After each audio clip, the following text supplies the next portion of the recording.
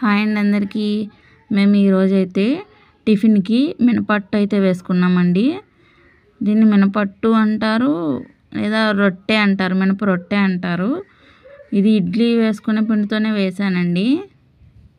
కొంచెం మందంగా వేసుకున్నాను అన్నమాట. ఇలా వేసుకున్నప్పుడు సిమ్లో పెట్టి ఉడికించుకుంటే మధ్యలో నీట్గా ఉడికి బాగుంటుందండి, మెత్తగా కూడా ఉంటుంది. అయితే ఈ మినప రొట్టె కాంబినేషన్కి నేనైతే కొత్తిమీర చట్నీ అయితే చేశానండి. మామూలుగా అయితే దీని కాంబినేషన్కి బెల్లం తయారు చేసేటప్పుడు వస్తుంది కదండి పానకం, అదైతే సూపర్ టేస్ట్గా ఉంటుందండి.